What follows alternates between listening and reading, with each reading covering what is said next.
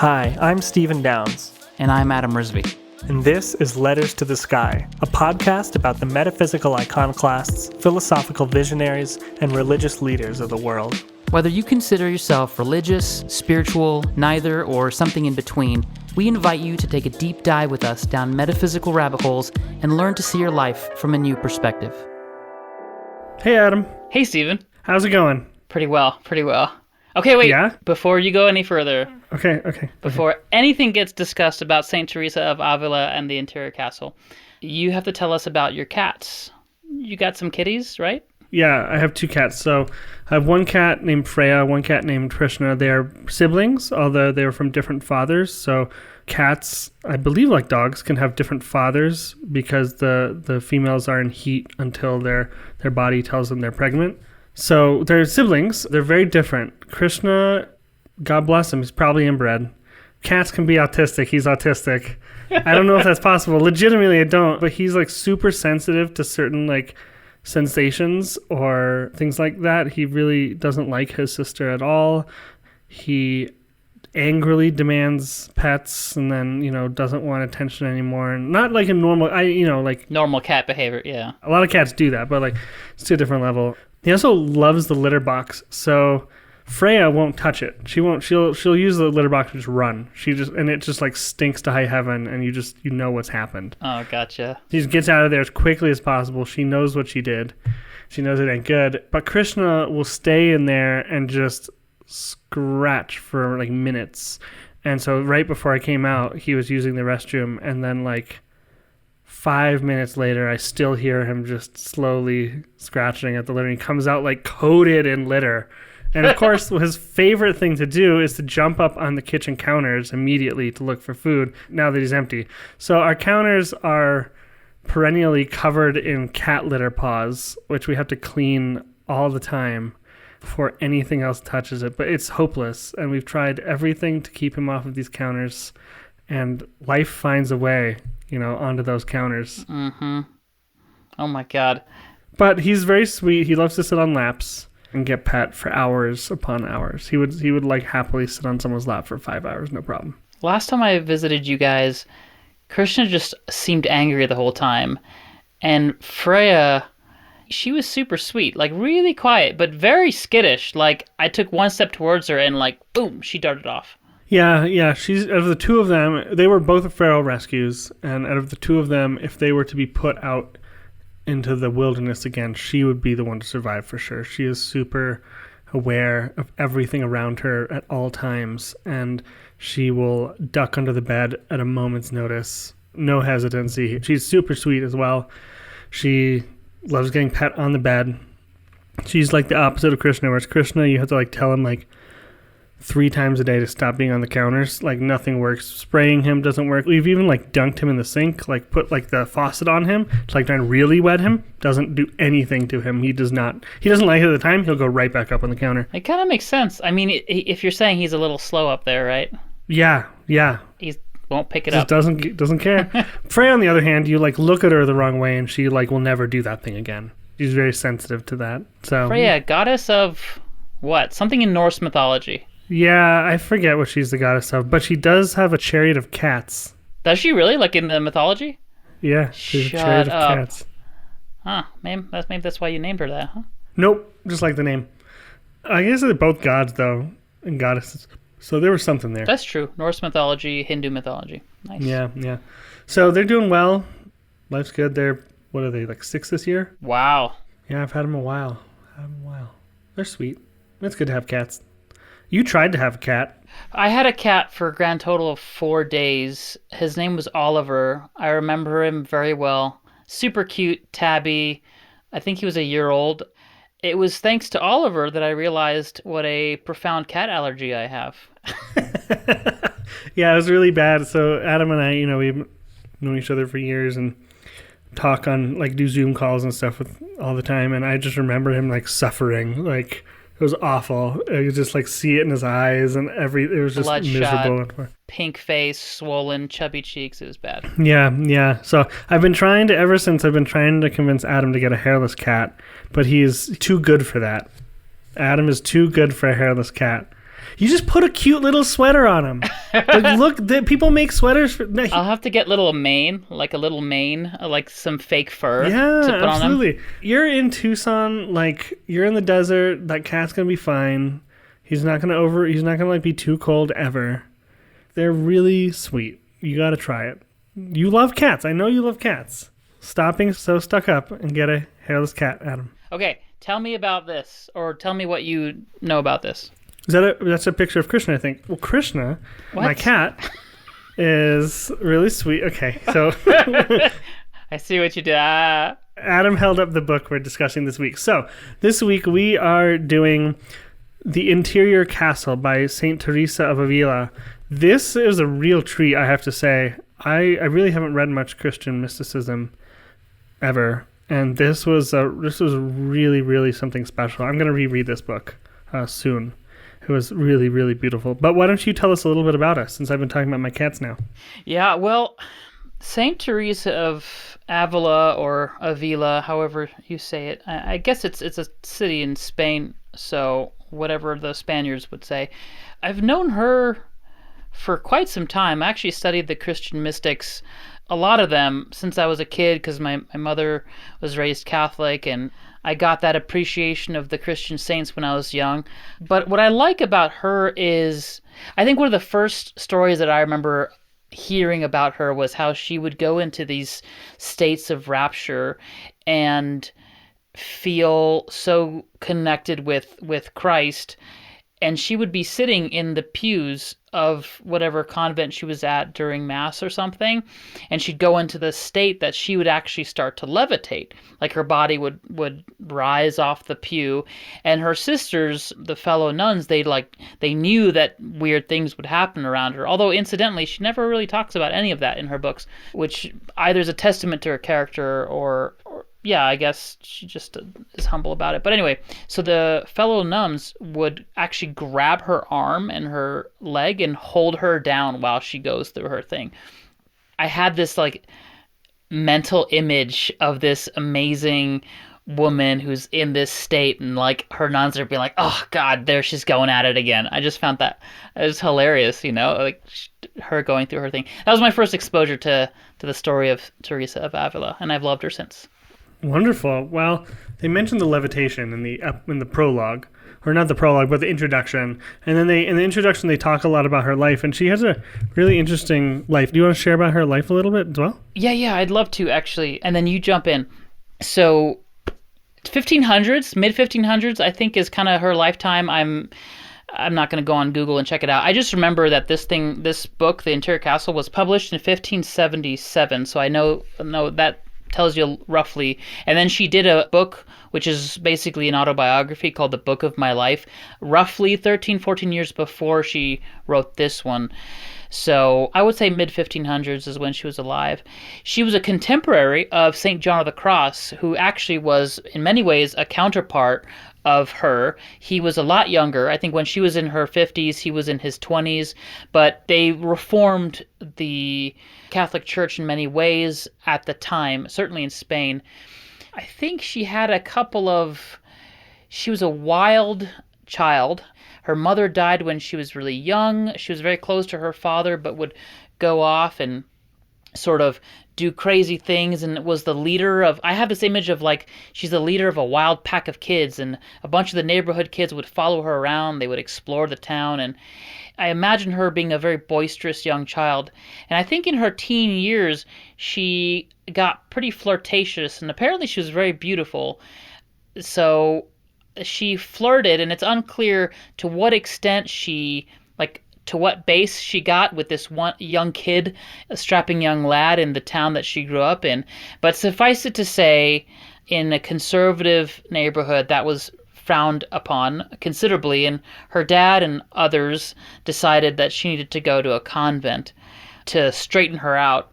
I think, to their dismay, unfortunately, she ended up loving it and decided that she wanted to dedicate her life to Jesus Christ, as she would say in her words, and to make, being a sister what her life was about.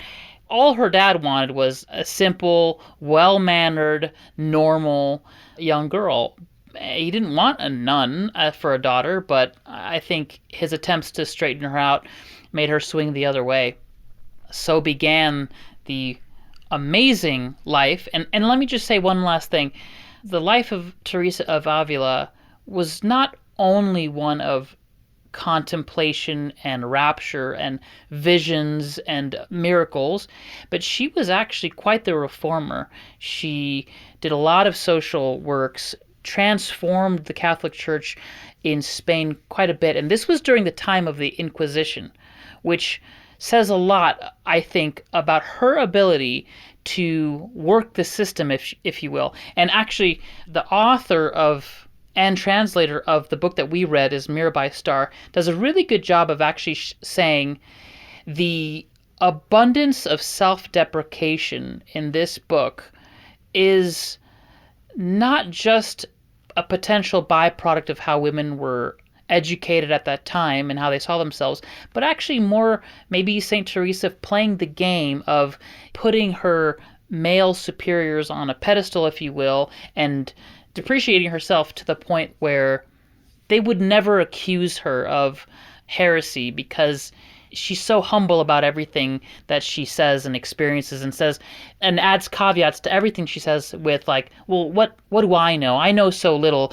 My superiors know so much more than me. And although it might be tedious for like the modern reader, I think she was doing that for a reason. She's really protecting herself from the Inquisition in many ways. So anyway, that's the intro. Yeah, absolutely. So she writes about this in the introduction, where not only was she very self-deprecating, but she also, I think the advice of her confessor, is that what they call them? The people who do the confessionals with, recommended that she write in like a hypothetical person, an audience member, as opposed to like my life, me, because really what, the Catholic Church kind of held sway through political sway through being the supposed only intermediary between the individual and Christ, right? You had to attend church, you had to be in good standing with the church, you had to play the game, and a lot of Catholic mystics in particular were accessing God directly, and that wasn't allowed. And that's, one of the things that the Spanish Inquisition was looking for, were people who were going against the grain of the way it was supposed to work, not just people who weren't Christian, but also, like in the introduction, talks a little bit about her family being persecuted for being like secretly Jewish. Her grandfather, I believe. I forgot about that. Yeah, you're right. Not just that, but also the, practicing Catholicism the wrong way.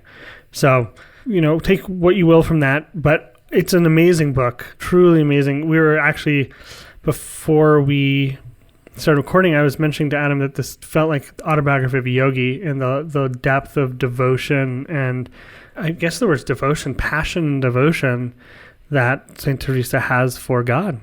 That's absolutely right. I feel there's many things to talk about, and one of the things is the devotion. I think St. Teresa of Avila, she has this way of drawing out of the reader, certainly out of me, this like love of God, love of the divine.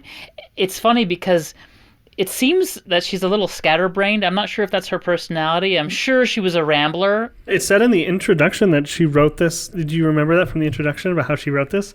So basically, she wrote this in 2 months, and she wrote it not even looking at the page, but like her eyes were like rolled up in her head, and she like just went. Oh, that makes so much sense. Like she just wrote and wrote and wrote like nonstop. Yeah, like in a fit of passion. Yeah, there's this, oh my God, I'll try to, okay, here comes the first of many quotes. Everybody get ready. If you're driving, stop driving. This is going to be huge. Put the children to bed. So I have a couple of quotes here where I underline, and I have LOL on this side. So hold on, real quick. Let me set up this episode. Okay. So let me set up what the book is about, because we've talked about St. Teresa. Yeah, I know. We talked about my cats at length. It's 16 minutes in. What is the book about? Priorities, my friend, priorities. The book is about, namely, the interior castle, which St. Teresa describes as the way we progress inwardly towards meeting God. And so it goes through 7 7 of them, the 7 dwellings, and each one is successively closer and closer to God. And she writes about, very subtly, about the different temptations one faces, the different types of, interactions with God, in what ways at certain points, and really, really, really beautiful language. Okay, go ahead. Quote. I got a quote is coming. Okay. I do want All right. to piggyback on that, which is that, so St. Teresa's confessor asks her to write this book, and specifically to write a book about how to pray for her other sisters, so that they can know what silent contemplation looks like, what prayer looks like.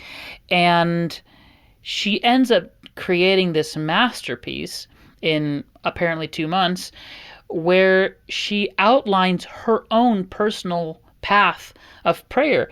And it is exquisitely detailed. She says that she got inspired to write this book with an image that the Lord, now I'm going to start using the language that she uses, the image that the Lord gives her, which is that her soul is a crystal palace or a crystal mansion with many, many rooms, many chambers, hallways, courtyards, gardens, with a huge entry courtyard even before entering into the house itself, at the grounds, if you will, of this great castle.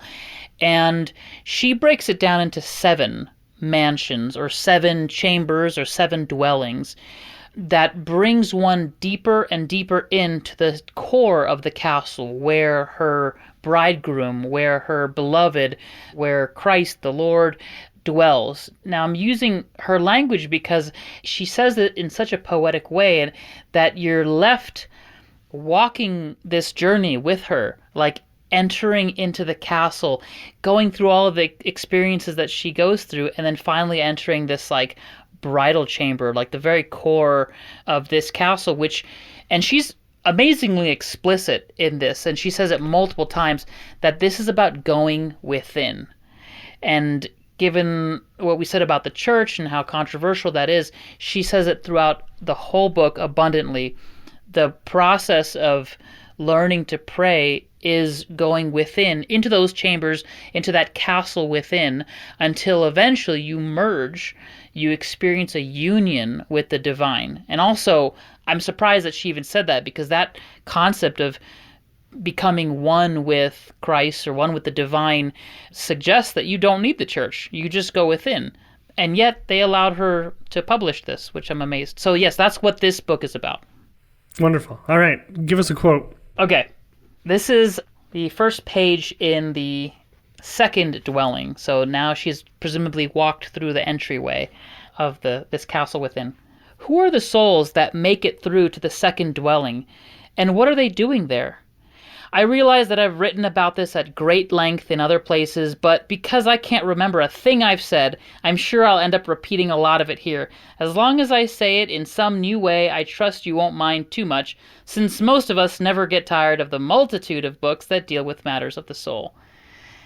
And at a later place, she says something very similar about, like, I can't remember what the hell I wrote, and I can't be bothered. I don't forget what she says, but I can't be bothered to go back and literally read the words I have just written. So I'm going to do my best to keep on writing. There's been like 3 or 4 times that she did that, and I just laughed. I'm like, oh yeah. I'm getting a feel for what kind of person you are. Oh, Teresa. Oh, was that the quote? Oh shit. Okay. Wait, hold on. Well, I'm gonna keep reading. There's another. I'm gonna keep reading. No. I'm gonna keep reading. Go ahead. So, okay, the first dwelling. The first dwelling is basically, for lack of a better word, mass consciousness, right? It's like people who are not really aware. They're not really trying to be aware. It's basically the awareness of the existence that there is a spiritual path. Yeah. Right? Yeah. Right? Like you're like, that's interesting. Like that there is a thing. Yeah. Okay. So then this is, again, the first page. This is right after the passage Adam read. So the 2nd dwelling is for those who have already begun to practice prayer and become aware that it's time to move on beyond the dwelling of entry, but they haven't quite developed the fortitude to avoid falling back into occasions for spiritual error. At least now they understand the danger they're in. They will be striving to flee from serpents and poisonous creatures because they have a much clearer sense of how good it is to leave these things behind. Their hope for entering more deeply into the castle is much greater now. That's really good. In fact, actually, quote. I think we're gonna have a quote off here. This is gonna be 2 pages past what Stephen read, but it gives you a sense of what of what Saint Teresa is describing in the second mansion or the second dwelling. This is someone who's like, okay, so I have some notes here. Basically, for me, when I read this, the second dwelling is like the vacillation between the things of the world and the spiritual path. So you're not really in the courtyard, or I should say, you're not in the entry area of the castle. You're standing literally in the doorway of the castle. You just stepped in. You have 1 foot in, 1 foot out the other. But you could easily go back and forth, get distracted by things of the world. In our modern day parlance, it'd be like, social media distracts you, TV, your wants and desires of getting richer and accumulating material wealth. But like all that stuff, some days you realize it doesn't matter. And that's not what life's about. And other days, it really matters. And, you care about it a lot. And that going back and forth, I think, is characteristic of the second dwelling. Okay, here's a quote. So, and this, I think, is what makes the second dwelling unique. I am not saying that God calls to us directly here, as he will do later. For now, his voice reaches us through words spoken by good people, through listening to spiritual talks, and reading sacred literature. God calls to us in countless little ways all the time. Through illnesses and suffering and through sorrow, he calls to us. Through a truth glimpsed fleetingly in a state of prayer, he calls to us. No matter how half-hearted such insights may be, God rejoices whenever we learn what he is trying to teach us. It's one of many sweet passages in this book. I think it's very important because there are times in the spiritual path where there's a direct felt presence of the divine or something, whatever you want to call it, right? I know there's atheistic spiritual paths and theistic spiritual paths, but whatever you want to replace the word divine with. But she's saying for those who are not quite there yet, you'll get that from the world around you. You'll get that from the word of a passerby, a neighbor. Some TV show you're watching gives you some like tiny bit of insight. And I think that that's really important to know, that that's actually a part of the spiritual path, is to engage with life that way. Absolutely. And this is, one of the things I love about this book and the things that really touched me is how caring it was. This book is about love, I think, fundamentally, and the love of God, essentially. But, love, I think, would be a broad enough term to capture it. And there's so many different stages of the spiritual path, and she does a really good job of encouraging people who are even just beginning, which a lot of the times people who are very advanced spiritual practitioners don't spend a lot of time doing that for whatever reason. They spend a lot of time teaching the really high esoteric teachings. And I just really appreciated these first few dwellings, because she really spends a lot of time on people who are just starting out. Yeah, actually, this might be jumping dwellings a bit, but... Go dwelling jumping, my friend. Oh, dwell jump, sir. She talks about how there's a certain point, and I think it's actually the third, maybe the fourth dwelling, where people they think they know what the spiritual path is about, and they consider themselves teachers, and they deserve to teach, right?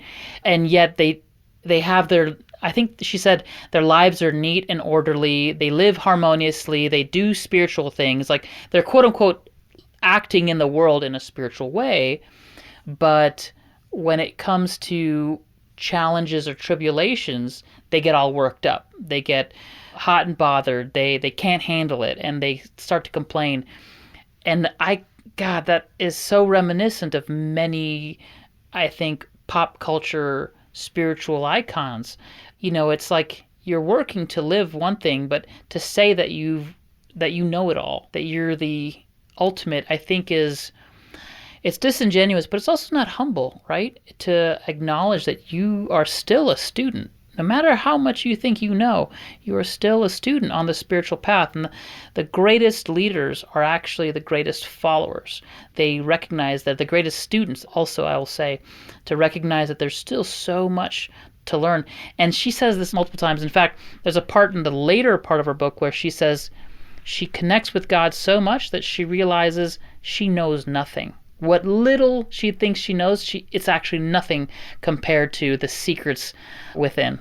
Yeah, absolutely. It is the third. I was looking it up while you were talking. It is the third dwelling. So you didn't dwelling jump. You didn't. You did good. We didn't. Oh, man. Would have been fun. This is in the third dwelling. Who am I to be writing? This tells you. So she's about to tell you about the need for humility on the path. And she literally starts off the chapter by saying, who am I to be writing something to those who could just as well be teaching me? I think it's like, this is like suffused with humility. And if you didn't know the time, I think this says a lot about her too, to be humble. Let's see another. Okay, be assured that where there is humility, God will grant the peace that comes from being aligned with his will. Here's the quote. Okay. I have known quite a few souls who have lived for a number of years in a righteous and orderly way, both physically and spiritually.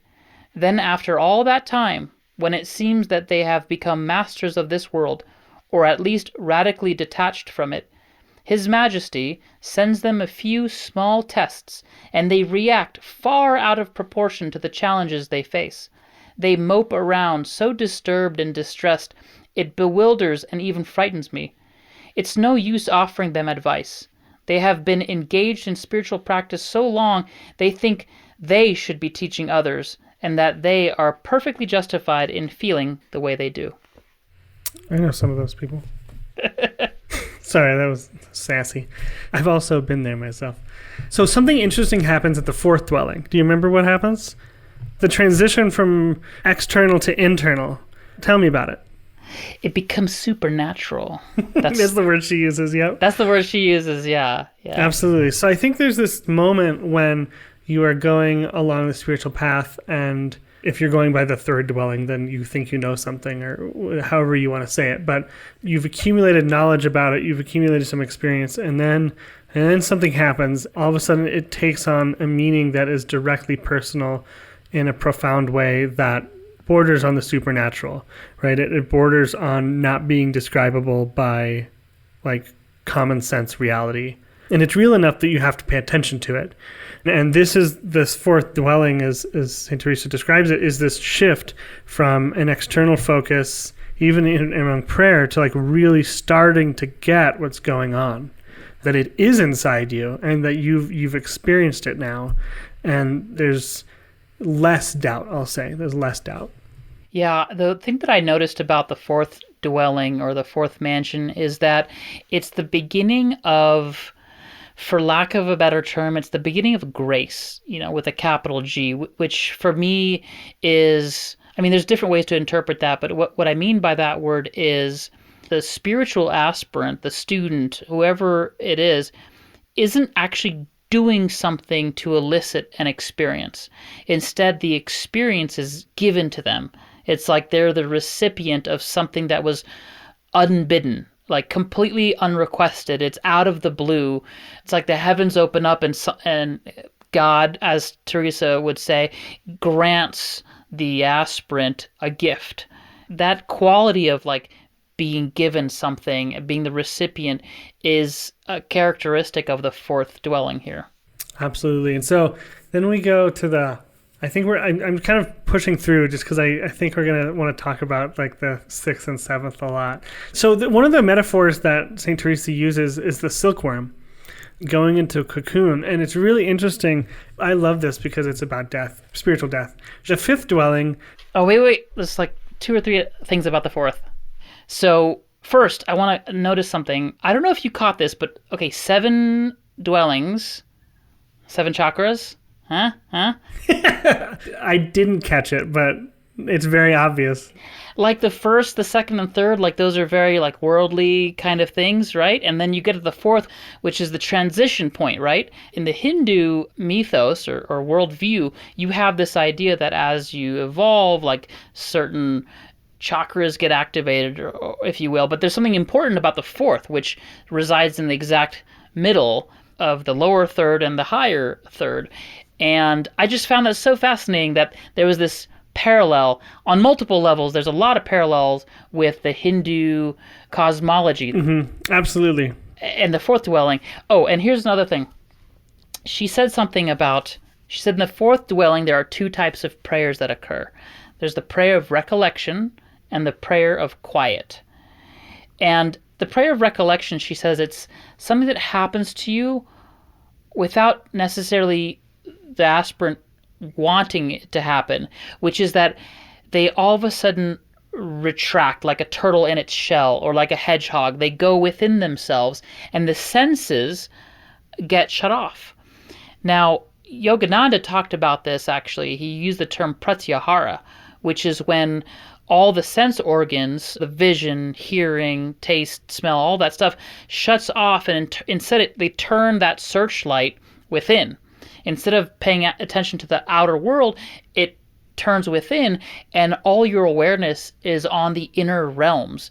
For me, when she was describing the prayer of recollection, I was like, that sounds a lot like pratyahara. It sounds like, the senses shut off and she's going internal. And then she talks about how that's a prelude to the prayer of quiet, which is where essentially thoughts cease and the mind is just absorbed into itself and into the divine. And there's a great quietude within. I feel like she's starting to describe certain states of samadhi, again, with absolutely. the Hindu cosmology. There's a fascinating parallel. Absolutely. And I just want to mention real quick, I'd be remiss to mention that I really can't stand how you remember all of these terms that you've read in multiple books and multiple traditions. I can't stand it, and I resent you for it. You can keep resenting me. God, you just... Resent away. I will. I will continue to do so until I take my last breath. I said it reminded me a lot of Yogananda, and I mean, literally tracks just like a Hindu book, right? Like, I didn't feel like there was much difference. There was maybe a bit more focus on and I think Mirabai Starr, let me qualify that. Mirabai Starr made some editorial decisions to take out harsh Christian language like sin and things like that. And so we hear the words... the devil. In the devil. So we hear the words like evil or things, or misunderstanding or confusion, which are, unconsciousness. Yeah, which are words you're much more likely to see in English translations of Hindu texts.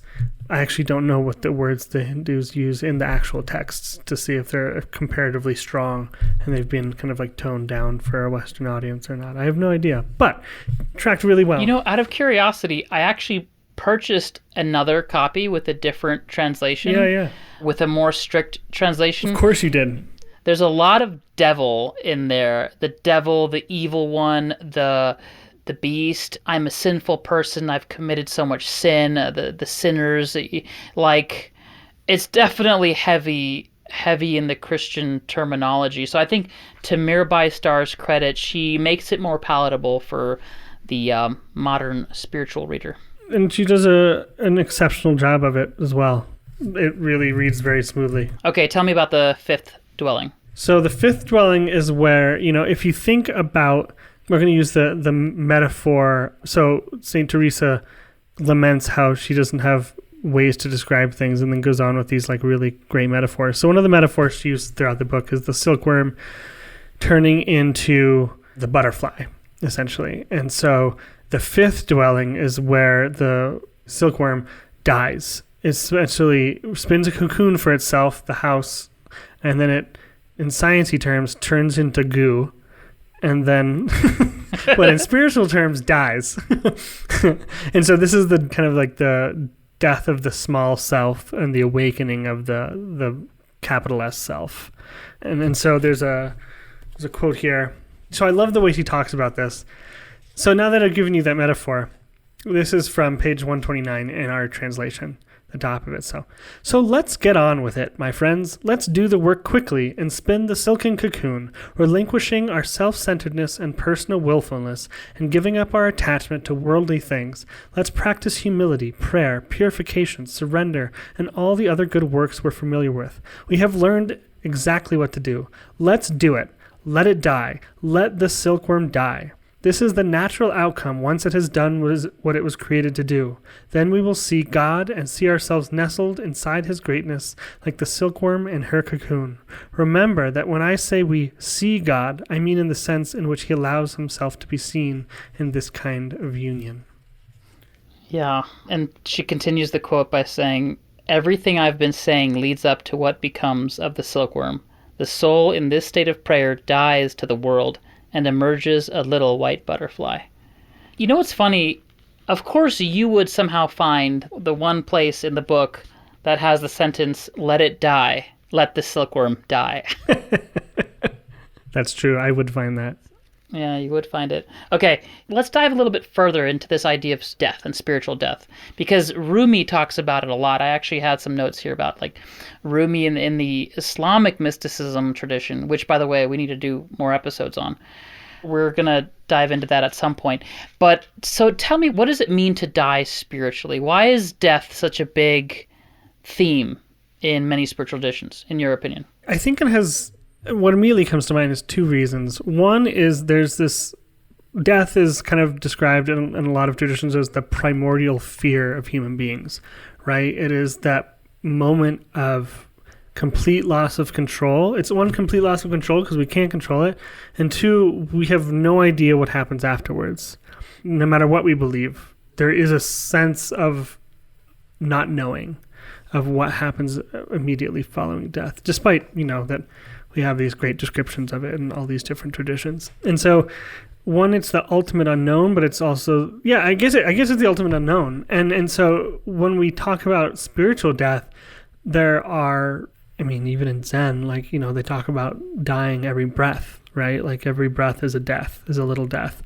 And so there's sense of surrender. There's this sense of accepting it. And that could be for the practitioner just, surrendering to the moment and letting the thoughts die away, or it could be, the ego having some sort of small ego death or having a large ego death, or, I even think about, for me, going back to like the first, second, third dwellings, I can recognize all those parts of my life and where doing spiritual things or thinking in a spiritual way was an effort. It was a real effort to do so. It was like, I think I've probably mentioned this on the podcast before, but like when I first started on the spiritual path, I couldn't finish sentences. Like I would be describing what the spiritual path is about, my understanding of it, and I couldn't, my brain would just stop. Like it was literally being rewired. And nowadays, I feel much more fluid in that world. I feel it's not a challenge to have spiritual thoughts, to turn my attention towards the spiritual world. I've had very direct experiences of, high states of consciousness. And I would even say that in those things that I've had to go through successive little deaths to get there. The part of me that wants to go just party all the time and get drunk has died, for lack of a better word. And I think there's lots of ways to think about it, but that fundamental notion of the unknown and of transformation, I think what I keep coming back to. I really appreciate that. When I think about it, the very first place I go to is there's this quote, and I forget who's the Sufi master that says it, but he says... Oh, the first place you go is a quote? Oh, really? No, well... Cold water. You are cold water. Okay, so the quote is, let me die before I die, in the Sufi tradition, which is great because for me that idea of death, it refers to, I think I'm Adam, right? I think I am this person, the story of Adam, the ego construct, the mental construct of there actually being a person here, right? That's what I die to.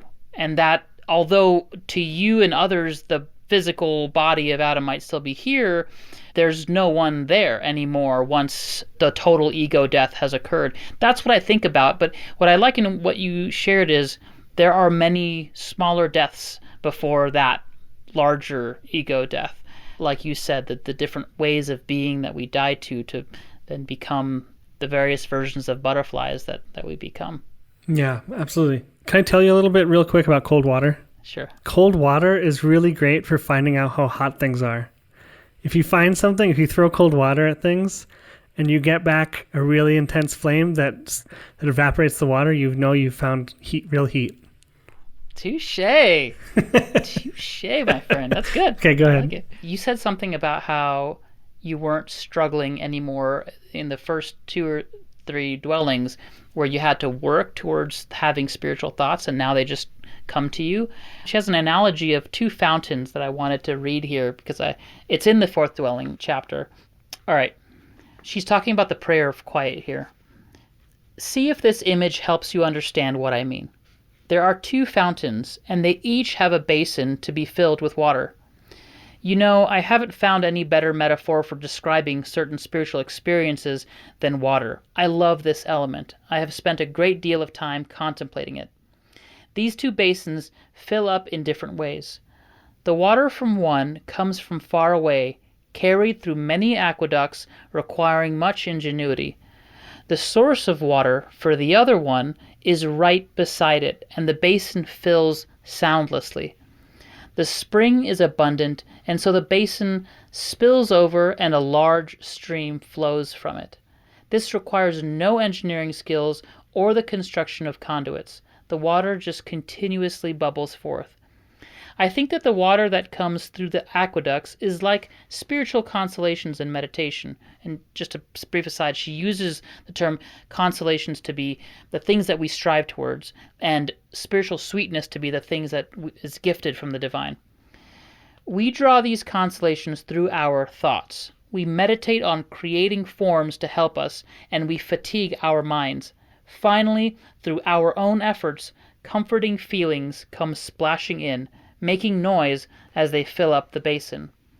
With the other fountain, the water springs directly from its own source, God.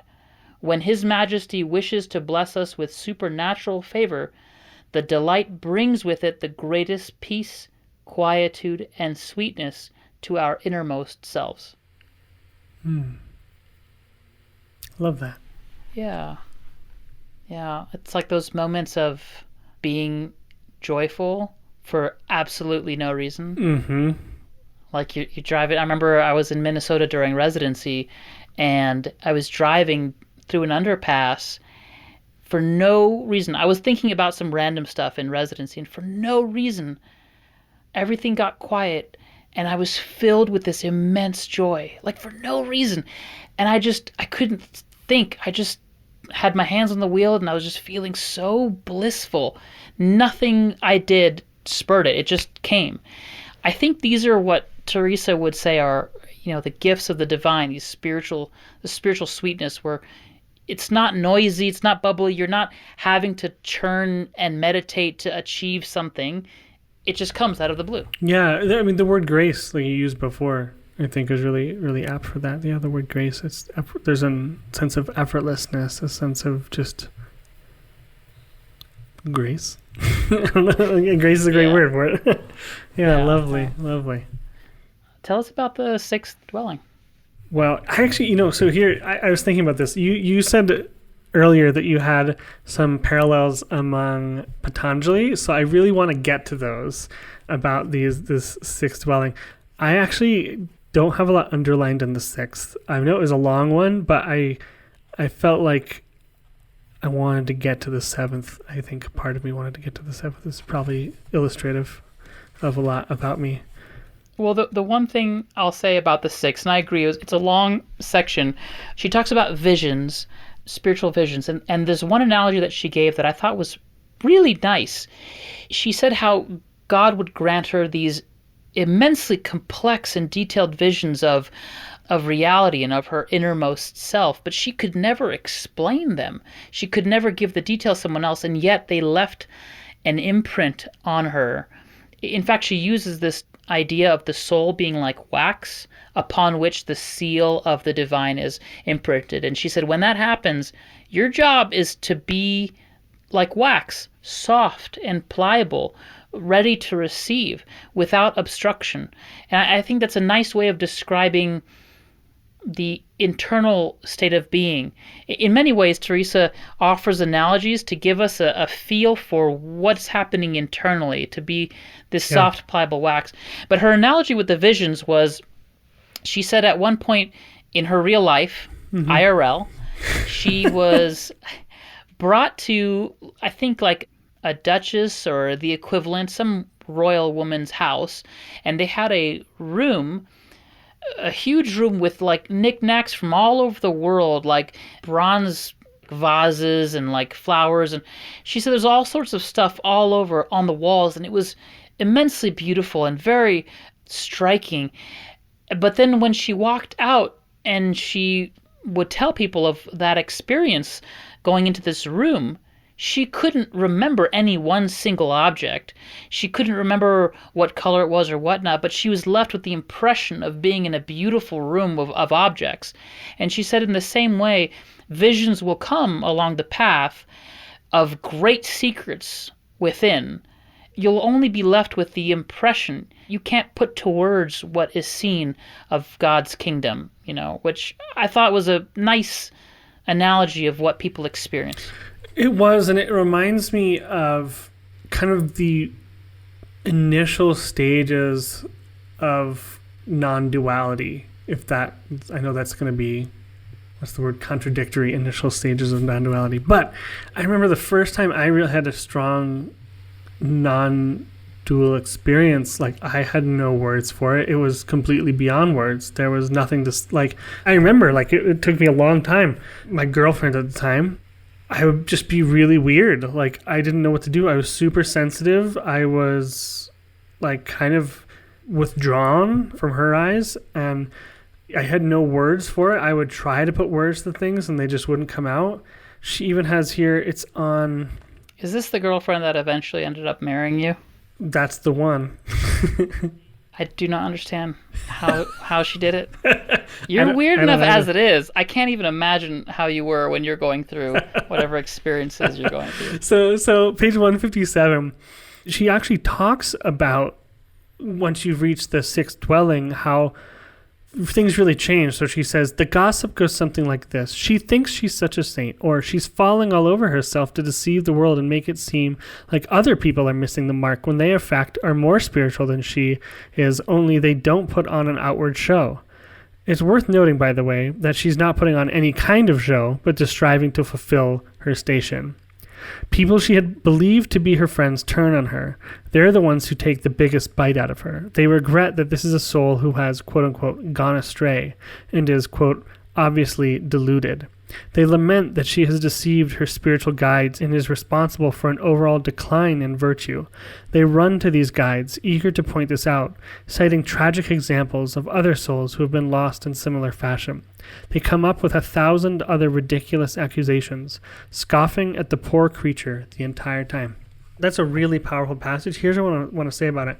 I remember writing in my journal. I don't think I've told anyone this, probably my wife, but I don't think I've told anyone this. I have a journal that I started when I first had really strong non-dual experiences, and things would just come to me, and I just write them down. They're very powerful. But, I remember having this sense that, like, I was truly seeing how it was for the first time, and that it felt like no one else could see what I was seeing. Like, I felt like I was going crazy. I don't know that I had, like, friends turn on me in this dramatic of a stage turn, but, like, people definitely thought I was, like, weird, and I was out of touch, and I was falling, for lack of a better word. But all I remember is this notion that the ego will do anything to survive, anything. And when people see it in you that you're getting very close to dropping the ego, they have the weirdest reactions. Like, people really, really don't like it. And it's really unexplainable, where, it's like all of a sudden you stop engaging with people the same way you have, right? Whereas before there was, what is it? If you've seen the movie Thor Ragnarok. Like the Marvel movie? Yeah, I'm going to describe it if you haven't seen it. So Thor has a brother. He's the main character. He's whatever, Norse god of thunder. He has a brother, Loki. He's a trickster god. And Loki can, like, project images of himself out into the world. And so he keeps doing this where he's talking to Thor, and then Thor will throw things at him to see if it's really him or not, right? And it happens in reverse in the movie, where most of the time he's not really there. And then one time he actually is, and he like hits him in the head with a bottle or something like that. It's a funny moment. But it's the point where, as long as you've known people, you have reacted, there's been stuff inside of you to get triggered by, that gets triggered. There's stuff inside of you that stuff sticks to, right? Emotional stuff, karmic stuff. And all of a sudden that stops, right? And there's nothing left to stick to. And people literally don't know what to do with it, right? They really don't know what to do with it. And they think you're acting really weird. They don't know what's going on. They don't know how to connect to you. They don't know how to do any of that. And that for me is the sixth dwelling, is that you've really connected to something deep and it's kind of taken over. And people don't like it. People don't like it so much because they have no idea what's going on. First of all, thank you for sharing that. It's interesting. I feel like there's going to be a lot more revealed as time goes on about all the various experiences you and I have had. I think the way that people tend to be really triggered by spiritual leaders in many ways is partly explained by that tendency that there's nothing to grab onto. There's no pushback from another ego out there, right? Yep. Presumably for a teacher who has had some degree of realization, like one of the advanced Buddhist masters that we've talked about in the past. It's like, yeah, we can call it a master, like a spiritual master. Right, exactly. What you will end up interacting with are your own projections. Yep. But typically, we're used to our projections interacting with their projections, right? Like we're never really meeting each other. Mm-hmm. Yeah. It's two projections interacting with each other, right? I'm not interacting with Stephen. I'm interacting with who I think Stephen is, yeah. Right? And then vice versa. The other thing I want to comment about what you're describing is it can be a place, at least my impression from St. Teresa, of feeling like of groundlessness. Yeah. I don't know what's normal, right? Because clearly the shit that's happening out there is not, and I'm having an experience that I don't have words for. What do I hold on to, right? So there's this feeling of like you're falling and there's no ground. You just keep falling. And this goes back to Chogyam Trungpa. I was just going to go there. Go for it. Do it. No. It's the best. No. Well, I can't quote that, but that's what he says. It's just like... He says one of his most famous lines is, the bad news is that you're falling and you don't have a parachute. The good news is there is no ground. Wow. That's great. I would not have done that justice. I'm glad you jumped in. Alan Watts talks about it. It is like walking your entire life and then all of a sudden stepping into water. There is no ground, and the only thing you can do is figure out how to float and then eventually swim. But in order to float, you have to stop walking. You have to stop trying. You just have to float. That is what gets people, and that shift from walking to floating is like people who haven't floated don't know what's happening. They don't know that someone's floating, right? I heard recently that Russell Brand did an episode on Alan Watts's, the very book that our second episode, I think like one of our first two episodes, was on the taboo against knowing who you really are. He was talking about that, So guys, let us know how his podcast is. Let us know how Russell Brand's podcast on the book against the taboo of knowing who you really are is. I think it's a testament to Alan Watts and the impact and the far reach that he has had. But before we get sidetracked into Alan Watts and we can stick on the dwellings. The seventh dwelling. Tell me about the seventh, and this is a good way to sort of wrap things up. Here's why kind of the six is like the one I have like recognized things from my life in it, but the seventh I thought was that where you really start to understand non-duality, for lack of a better word. So I'm going to go to 263. It's the second, starting in the second paragraph. Yet when he unites, he being God, yet when he unites himself with her at last, she understands nothing. She loses her senses and her reason entirely. We'll come back to that. In the seventh dwelling, everything is new. Now our great God is ready to remove the scales from the eyes of the soul so that she can see and understand something of the blessing he is granting her. He does this in a strange and inexplicable way. The soul enters the innermost chamber through a transcendental vision of the three divine persons, which imparts to her a particular representation of truth. At first, an incredible clarity descends on the soul like a luminous cloud, setting her spirit on fire and illuminating each of the three aspects of God individually. At the same time, through a wondrous kind of knowledge, she apprehends the truth that all three divine persons are one substance and one power and one knowing and one God alone. The soul realizes then that what the rest of us know by faith, you might say, she understands by sight. But this is not a seeing with the eyes of the body or even the eyes of the soul. It isn't a visual revelation. Here, all three persons communicate themselves to the soul. They speak to her, explaining things like what Christ meant in the Gospels when he said that he and the Father and the Holy Spirit come to dwell inside the soul who loves God and honors his ways. Wow. I can dive in, but if anything inspired you there, I also want to acknowledge just for our listeners, sorry this is a long episode, but we're going to keep going. All right. Does anything strike you from there? Because I have stuff to talk about too. Well, I mean, I'm amazed that you chose that. I actually saw that sentence and I was like, should we go into the Trinity? Oh, I didn't go in for the Trinity part. I don't have a relationship to the Trinity. Oh, got it. Okay. That's part of my childhood. Disgusting. What? There's a lot to be said about the recognition. Okay, since we're short on time, I'm just going to plant a seed here. No. I just want to acknowledge to our listeners, I'm sorry it's a longer episode, but you're going to have to deal with it because this is the juice.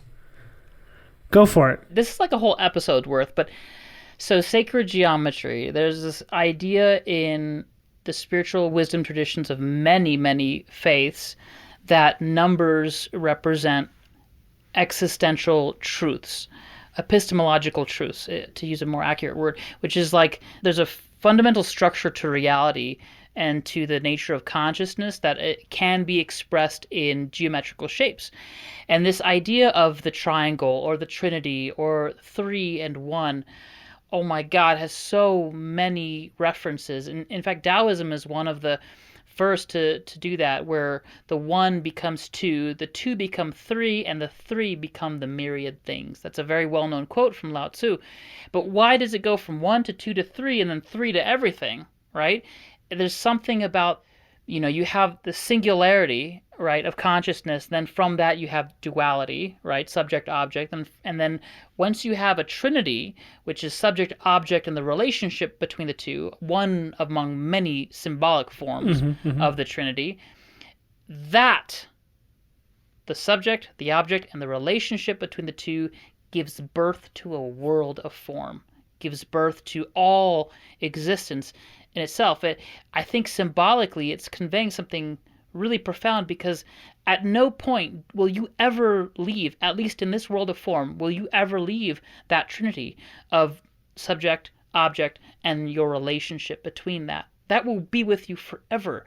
And you could argue that the recognition that the three are one, again, we're talking about symbolism here, it's taking that step in reverse. You're reversing the act of creation and returning back to source. You're recognizing there is no subject-object.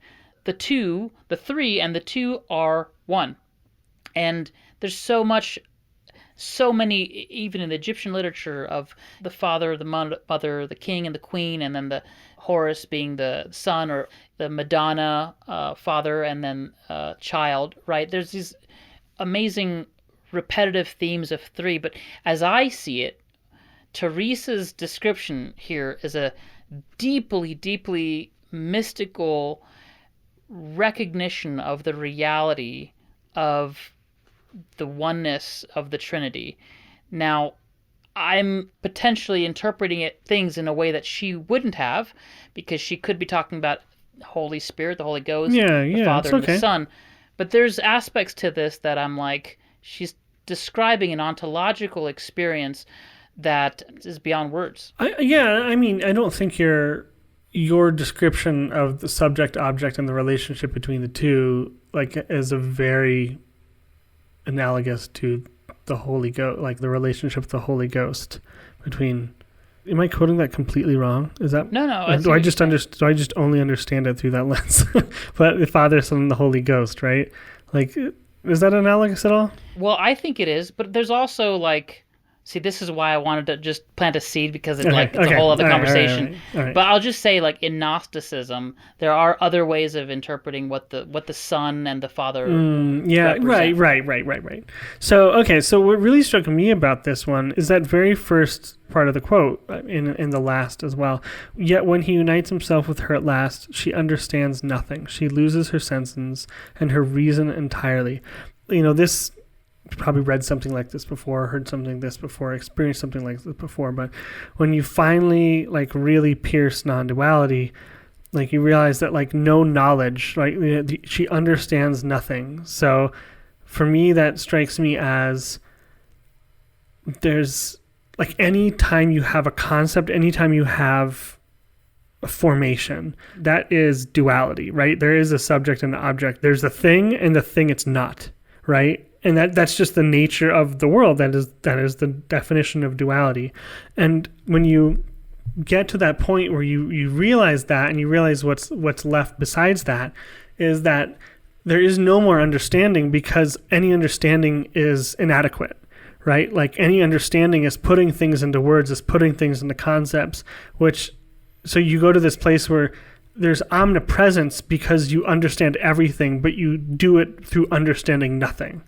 You don't rely on concepts for your sense of self. You don't rely on concepts to exist in the world anymore. You've dropped that away. And then the next part of this, where she says, at first, an incredible clarity descends on the soul like a luminous cloud, setting her spirit on fire and illuminating each of the three aspects of God individually. At the same time, through a wondrous kind of knowledge, she apprehends the truth that all three divine persons are one substance and one power and one knowing and one God alone. And I think this is, you had spoken about going back from duality into the, source of all, so to speak. And this is that non-duality, that there's no difference between any of these things, that there's no difference between good and bad, and there's no difference between hot and cold or any of the other dual things. That's the true, quote-unquote, nature of reality. Yeah, page 266, she, halfway through the mid-paragraph, she says, we can look inside ourselves in such a way that we perceive a clear difference between soul and spirit, even though they are really one and the same. The duality is so subtle that differentiating between their functions can be like trying to distinguish one flavor of the beloved from another. That's another sweet description. Again, in the Hindu cosmology, there's this idea of like an individual Atman, like an individual soul, and then the great Brahman, like the Param Atman, right? And at a certain point, that distinction dissolves. There's no individual there anymore, like we've been talking about. And yet, an individual can still function in this world of form, but doesn't identify with himself. But you can still kind of draw a slight distinction. She's, I think, kind of hinting at that, it seems. Absolutely. In her way. Yeah, absolutely. So much. I didn't really get into Patanjali, but I know. Well, let me make a quick comment for those who want to do their homework. There's this guy. His name is Patanjali. He's a scholar, philosopher, meditator from thousands of years ago. I forget exactly when, but a long time ago. He has this path that he's outlined in his Yoga Sutras. It's the Eightfold Path. There's sort of 8 steps to self-realization, and I wrote them down here. The 8 steps are, I'll say all of them and then I'll break them down. Yam, Niyama, Asana, Pranayama, Pratyahara, Dharana, Dhyana, and Samadhi. Now, Yam is like observances, doing correct things, like washing yourself and saying ritual prayers and meditating regularly and going to church, right? Then Niyama is like the things you don't do. Like if you're a monk, then you're a celibate, you don't have sex, you don't kill people, you don't lie, you don't steal. Like these are things you don't do. And then asana is like certain postures, how you carry the physical body. Pranayama is how you breathe. Pratyahara is actually the withdrawal of senses, which is what I talked about earlier. Dharana is like determination, perseverance, like the steadfast quality that one needs to have as an aspirant. And then dhyana is meditation. You actually start to focus on your breath or on a candle flame or on whatever you're doing. And then the final step is samadhi, which is total absorption, meditative absorption with your object of focus, and that's where self-realization occurs. Like, that's where subject and object duality dissolves, because you've absorbed with your object of focus. And it's interesting how the first three dwellings in Saint Teresa is all about like moving away from the worldliness and living a more spiritual life. And actually the third dwelling is the person is doing all the right things and is avoiding all the wrong things and is living the correct life, but still hasn't realized that they're a beginner on the spiritual path. And the later four steps, pratyahara, which is when the senses withdraw, and meditation and absorption, that's like describing her prayer of quiet and her prayer of union. Absolutely. For me, I was reading this and I was like, holy shit, this is like the Christian Patanjali. It just seems like there's such a parallel here. It is. There really is a parallel. And truly an amazing book. Truly. Yeah. I guess to wrap things up in a long episode, I would say what I liked most about, oh my God, we didn't even talk about how there's like this beautiful quality to.